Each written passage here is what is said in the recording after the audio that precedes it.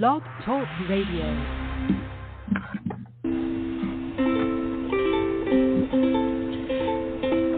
Hi everyone, this is Camille from sunny California, and you're listening to the Coffee Chat with Camille show, which is the podcast series that interviews various guests about real-life topics for people who love to learn.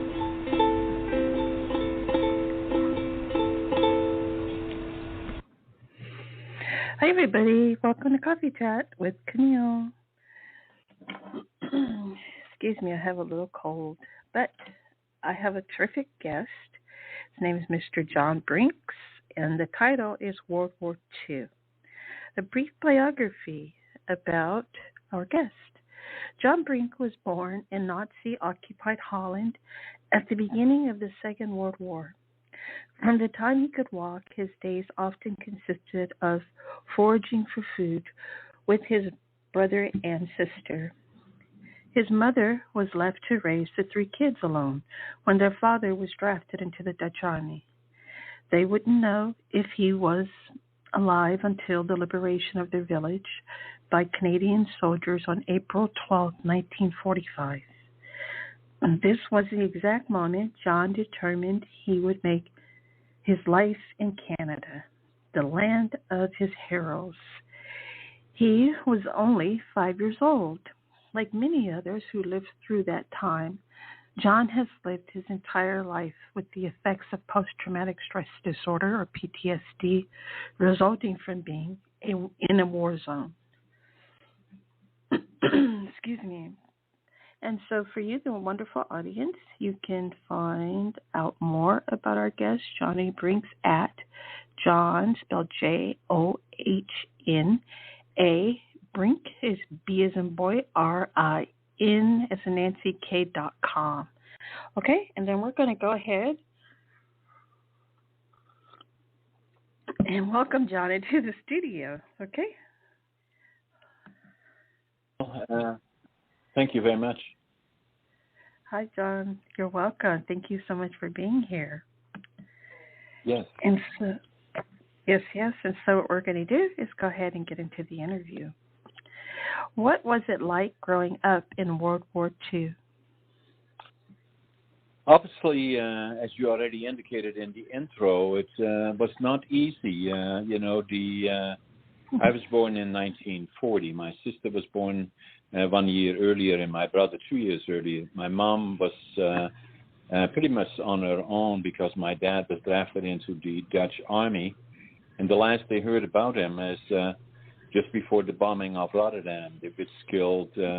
Rotterdam is one of the largest cities in Holland, and it killed lots and lots of people in the center of Rotterdam.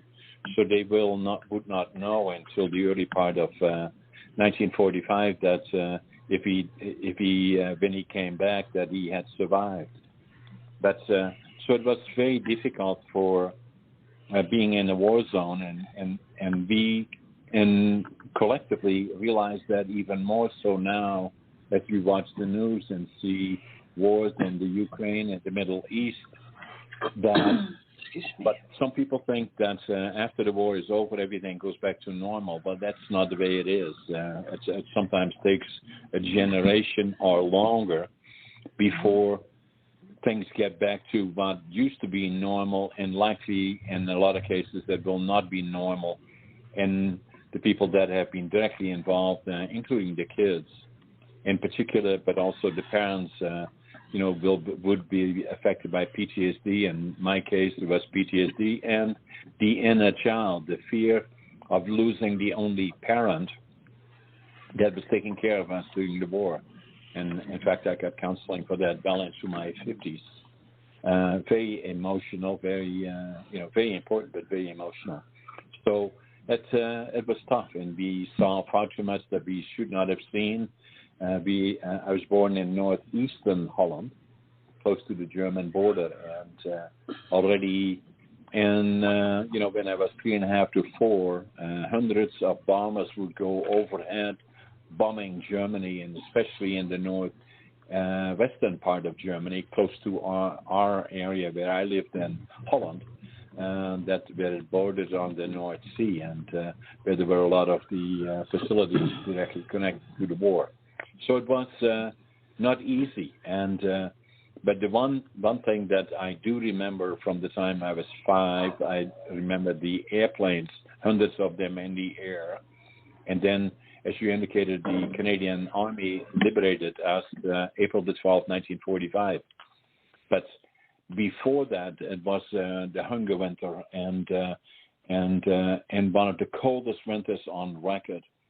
And the kids, including myself, at about 4.5, then during the winter of 1944-45, we would go out with my brother, my sister, ourselves every morning with gunny sacks into the railroad yards, pick up anything edible or burnable. And the reason that we did as little kids, because they wouldn't shoot us, they would boot us one, but then we just came back the following morning. So, but I still remember the feeling of hunger that will never leave you, the sense of the cold, because we had no heat other than one little stove in one small room where we sat around. I can still feel the feeling of hunger even now still. I'm 83, and then I was 78 years ago, virtually. And the feeling of cold. And then the other one that always stayed with me is the anxiety of losing the parent, because things in our area got pretty rough. And obviously seeing far too much that I should not have seen, and the kids should not have seen. But it left me with the ambition to go to Canada. There was no question in my mind. Even at 5 years old, that's where I would go, to the land of my heroes. And I did that, when I was 23, and came to Canada with nothing, really, a suitcase, 3 books, 2 sets of clothes. And by the time I got off the bus, in Vancouver, I had the dream of building a lumber mill, and couldn't speak the language, didn't speak English, didn't have a job, didn't know a soul. And they sent me to the center. For your guests and the people watching this around the world, British Columbia is a big province in Canada, and there's a city where I'm now at that called Prince George, that is physically in the center of British Columbia, about 500 miles north, or 800 kilometers north of Vancouver. That's the exact center, north to south, east to west. So it's a big, big province. So I've been here now for 60 years, and started from nothing as a cleanup man, and then very quickly I built a career, became a superintendent, and then within 10 years from that, started a company called the Brink group of companies now, that have about 10 different companies, and and some other things happen in between. I'm now also a author. I've written 3 books. The one is called Against All Odds. And it's an interesting one, because it's not hurrah, hurrah, John, but it's more about all the challenges along the way from my early days, and showing all the ups and downs along the way, starting in a new country, and then starting from nothing, and going through all the challenges. And the reason that I did it is not so much to say hurrah, hurrah, John, but to hopefully encourage those that of the people that think that there are no opportunities, and that even when you start from nothing, I say there is. And so when I came off the bus here, I had, and my employees actually made a plaque for me that says, with big letters on it, it says $25.47. Well, that's what I had in my pocket when I came off the bus in Prince George. I counted it at least 3 times.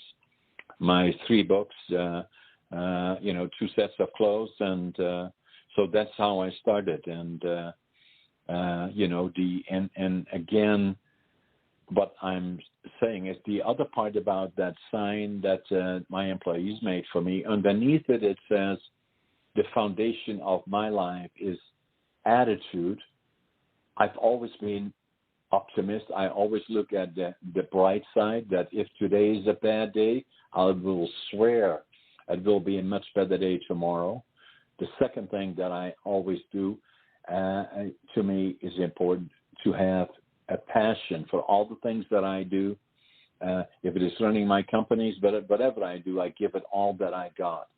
And then the other part is work ethic. And I work hard. I usually, even now at 83, I get up at 5:30 in the morning. I always make my bed.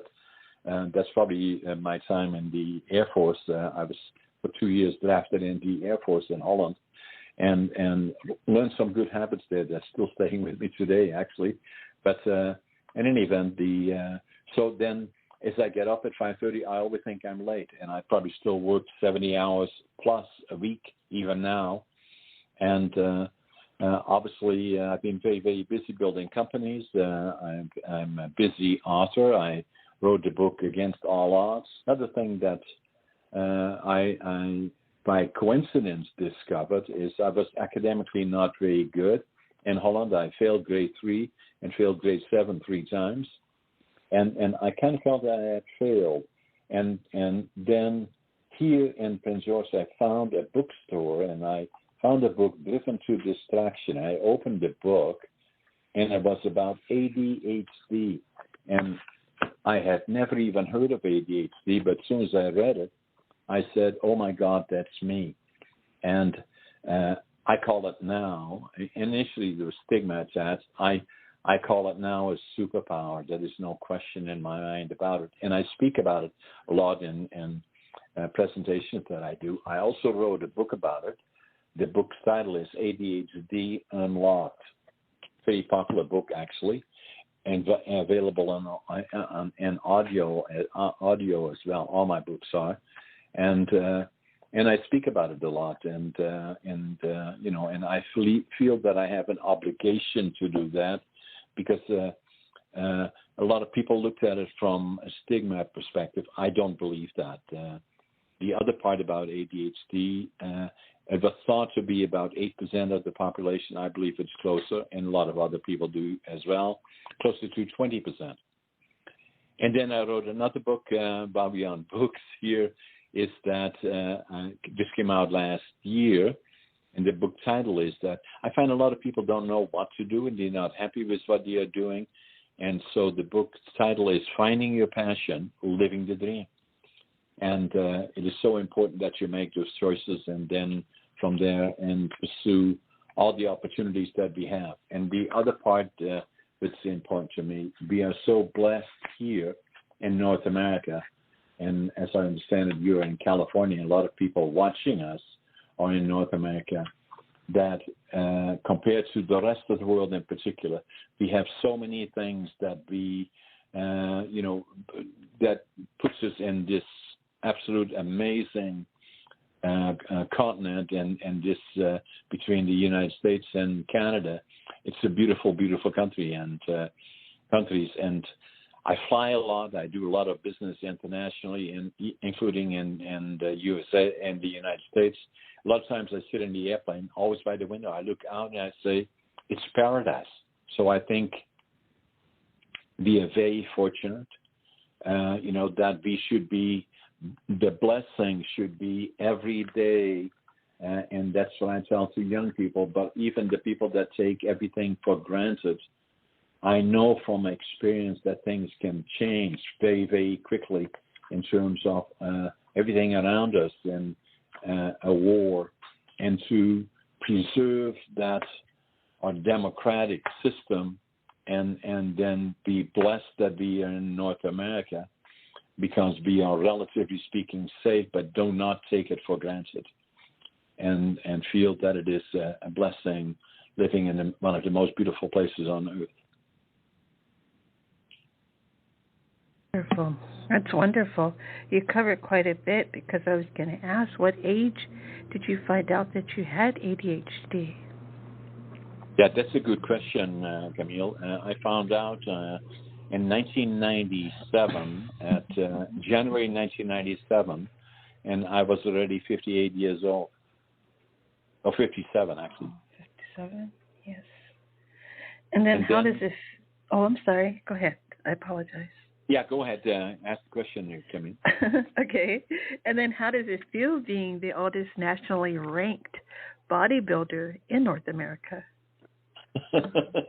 Yeah, so we all go through something like that, right? So everybody gets a bit of a scare every so often. So I nearly died in 2008. I had a case of diverticulitis.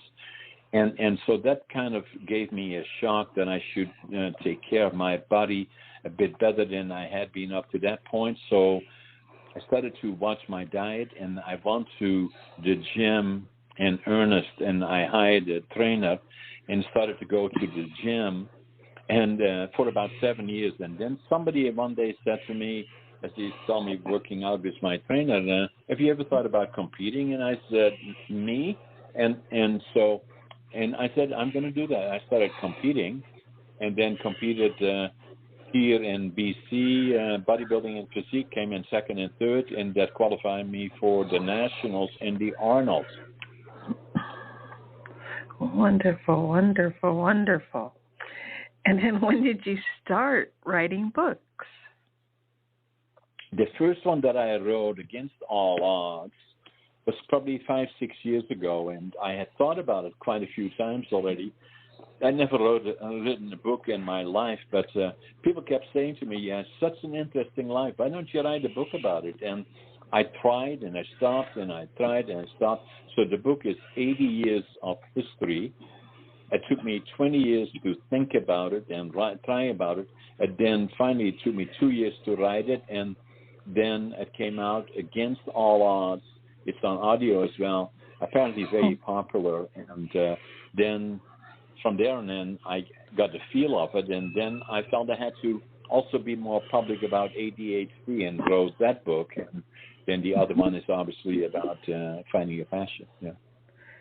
Yes, yes. And then why do you love connecting with other humans so much? Yeah, that is another very, very good question, Camille, is that obviously I came from the generation, that where people spend a lot of time together, where they interact, go at their homes or with their friends or in the restaurants you go. But all of that has changed since the computer age came in, and we start to look a lot more at the computers and the iPhones and all of those kind of things, and we don't interact anymore on a one-to-one basis the way we did before. So I already started quite a while ago, kind of blogging in a way, and then when COVID came, I started podcasting, and so this morning actually I did my 192 podcast, and the podcast that I did is with the founder of PodMatch, Alex Filippo. Cool. Yes. Yes, and so I like interacting with individuals from around the world, like in your case, you are in California, and yes. So Alex is in Florida this morning. Then, I interact and podcast with all people from all around the world on all kinds of topics, and I love it. And I believe it is still the whole podcasting platforms are still in its infancy because it becomes increasingly more popular, and I believe it is an amazing. And I look at your venue; you're playing it right over a lot of different other platforms, and it is a way of not only two people interacting like you and me do, but there are a lot of people listening to it from around the world. That's so true. Yes, me too. Thank you so much. I appreciate your insight and also your story. It's a very powerful story, a very encouraging and inspiring story. And then I'd just like to ask you, John, what is your favorite coffee or hot beverage? Hot beverage is likely hot chocolate, and then coffee. Every morning I go to, I don't want to advertise you for Starbucks, but that's what I do. Every morning I go to Starbucks and I get a venti pike and, with one cream. And I do that every day.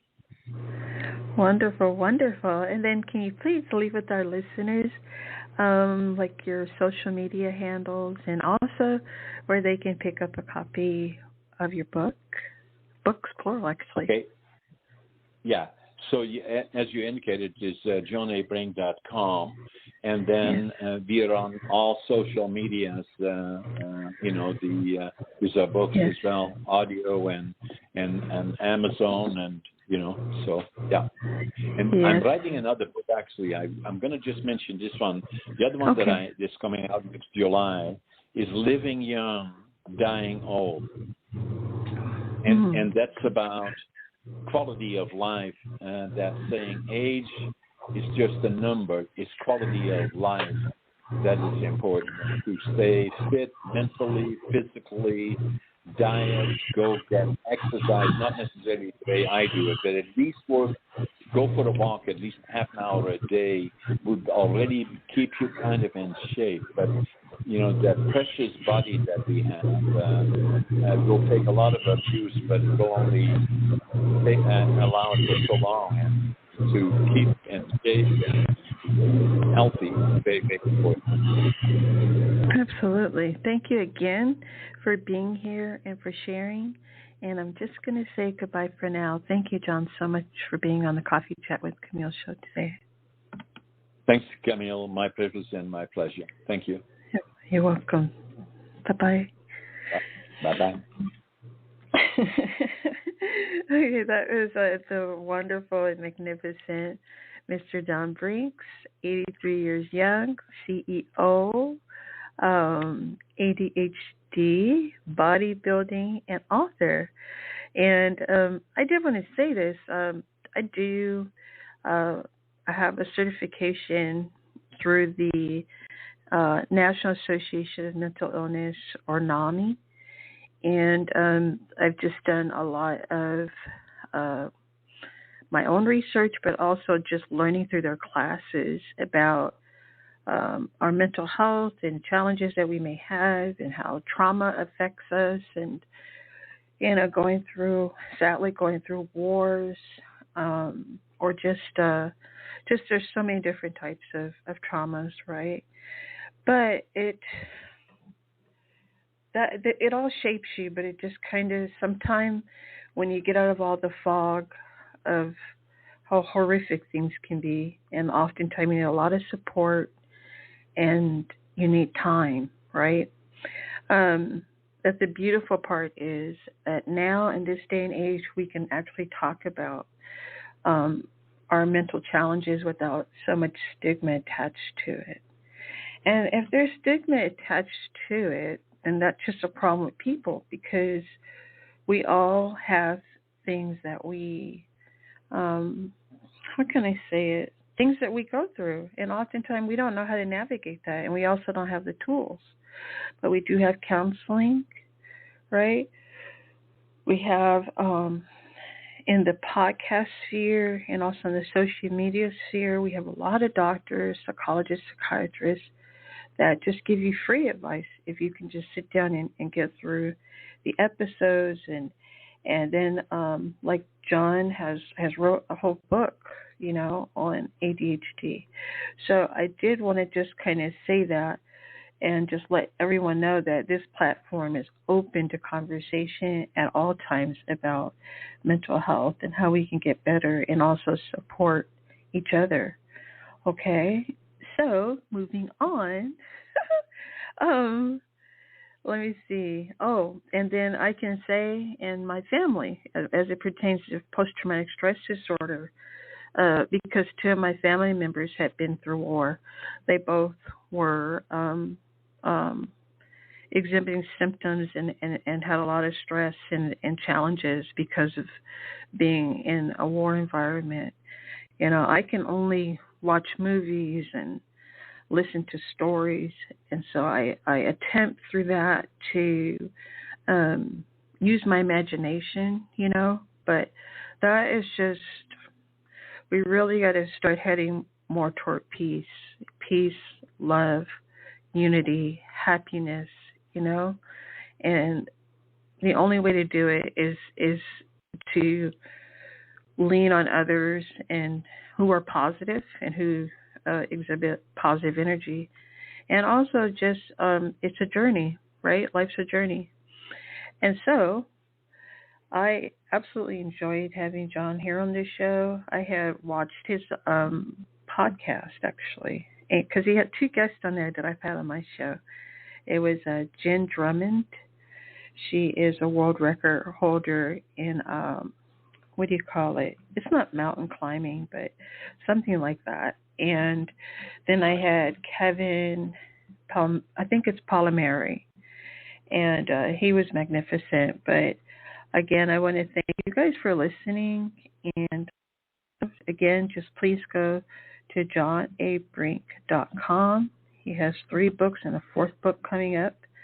Let me do this one moment, because in his pictures, I really love the images that he provided for the show. His employees gave him this wonderful, it looks kind of like a plaque that's it says $25.47. And I want you all to remember that he just told us it's all about attitude, our passion, and our work ethic, right? The 3 books that he has written are Against All Odds, and it says, how attitude, passion, and work ethic lead to success. Then the 2nd book that he's written is ADHD Unlocked. Okay, and then the 3rd one is Finding Your Passion, Living the Dream. All right, and I can't currently remember the 4th one that's coming up, but it's here inside of the interview, in his interview with us, okay? So I think that we're going to say goodbye for now. I hope everyone's having a beautiful, beautiful day and week. We're almost finished with it. It just seems like it flies by, right? Thank you for listening to Coffee Chat with Camille. You can find a copy, actually, of the show today at our website. It's coffeechatwithcamille.com. And then it's on Apple, Spotify, like every streaming, what do you call it? Like where you listen to music, you can find the show generally. All right? So thank you guys so much for being here. I've been kind of struggling with this cold, unfortunately. And so I just haven't been feeling like 100%, but I'm getting there slowly but surely. I'm actually having tea. I'm having eucalyptus tea, actually. So at any rate, have a wonderful rest of your day, folks. I'll be back tomorrow with another guest. And wait, hold on. Actually, I do want to, one moment, because I'm getting 90 seconds in my ear. There we are. Okay, I should be good now. Yeah, we have great guests coming up tomorrow. And let me let you know who they are. Sometimes it takes me a minute. It's going to be Eric McHugh. Eric McHugh will be here. He's president of Shop X Labs and chief growth officer at Data Inc. Okay, so he's going to be on tomorrow. And then, let's see, I think I have one more guest coming. Yeah, actually, you know what? I'm not going to announce them all right now. I'm just going to do the next one. So again, it's going to be Eric McHugh And again, you can find copies of the episode at coffeechatwithcamille.com. My website was down for a minute because of my domain registration, which I totally forgot about. So I went ahead and paid it, and it's only like $12 a year. It's Google domains and all that. But so my site's up. I'm actually trying to work on it to get it to function a little bit differently. But other than that, everything's going so great in podcast world. And again, I hope that, people like me, or podcasters rather like myself, like Mr. John A. Brink, that we just really are bringing you all great messaging and content, and I hope you're enjoying it. And if you want to leave comments, feel free. You can go to Coffee Chat with Camille on Facebook and leave comments if you'd like. And you can just send them to me directly at coffeechatwithcamille.com. Okay? So, all right. Thank you guys all for listening. Bye for now.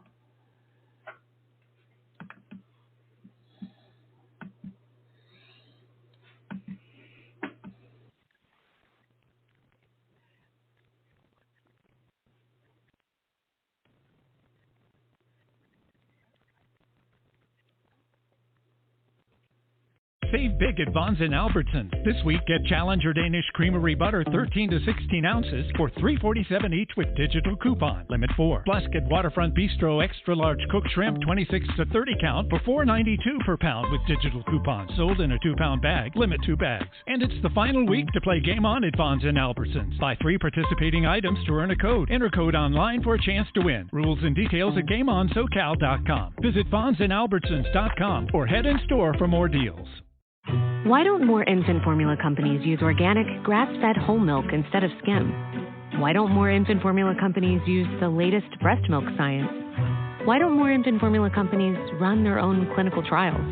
Why don't more infant formula companies use more of the proteins found in breast milk? Why don't more infant formula companies have their own factories instead of outsourcing their manufacturing? We wondered the same thing. So we made ByHeart, a better formula for formula. Learn more at byheart.com.